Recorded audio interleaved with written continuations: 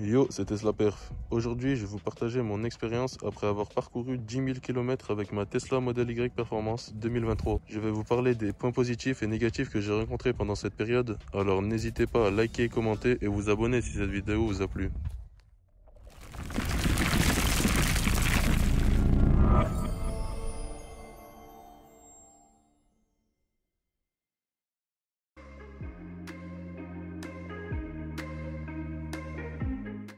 Premier point négatif, c'est la peinture. La peinture est certes très belle, comme vous pouvez le voir, c'est un miroir.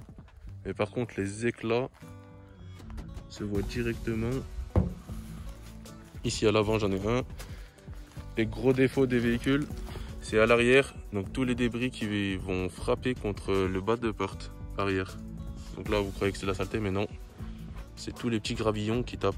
Deuxième point négatif, on a des capteurs de stationnement inexistants malheureusement, vu que c'est un millésime 2023, ils n'ont pas été équipés en capteurs de stationnement. Donc on attend toujours l'arrivée de Tesla Vision, même si on n'a toujours pas de date pour cette mise à jour. Troisième point négatif, on a les jantes Uber Turbine 21 pouces. Donc certes, elles sont très jolies, mais par contre un seul trottoir et c'est fini. Parce que la jante est à ras le pneu, comme vous pouvez voir, c'est la jante qui touche en premier avant le pneu.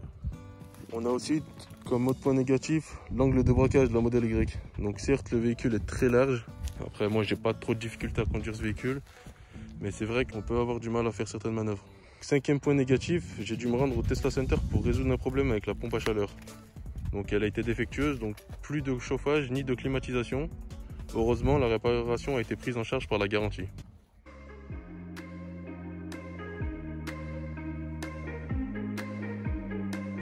Donc j'avais des a priori sur la consommation de la Model Y, mais franchement j'ai été agréablement surpris. Elle est vraiment très efficiente. On est au niveau des trajets WLTP, donc c'est-à-dire en vrai on peut vraiment faire 450 km sur route normale. Sur autoroute c'est sûr que c'est moins, on va être plus à 300-350 km, ce qui est déjà énorme. Ensuite, autre point positif avec cette Tesla Model Y Performance, c'est bien entendu la puissance. Donc l'accélération, elle est vraiment impressionnante. Niveau conduite, le volant, la direction est incroyable. Enfin personnellement, moi j'aime trop conduire ce véhicule. C'est vraiment un véhicule où j'ai aucun problème à conduire pendant des heures. Tellement il est maniable. En vrai, il est maniable. Il suit la courbe, il n'a jamais glissé. Il motorise très bien. Donc grâce aux mises à jour over the air, la voiture elle ne cesse de s'améliorer et de gagner en fonctionnalité. Donc la voiture qu'on avait par exemple en 2022 ne sera pas la même que celle en 2023. Ça qui est bien avec Tesla. Ensuite on a aussi le coût de recharge. Coût de recharge qui est ridicule. Donc on a une full recharge à environ 10 € on va dire.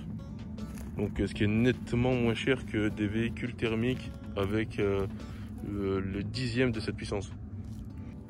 Et pour finir, on a un intérieur qui est très épuré, que moi personnellement j'apprécie, avec une habitabilité incroyable. Donc passagers arrière comme avant seront au top du top.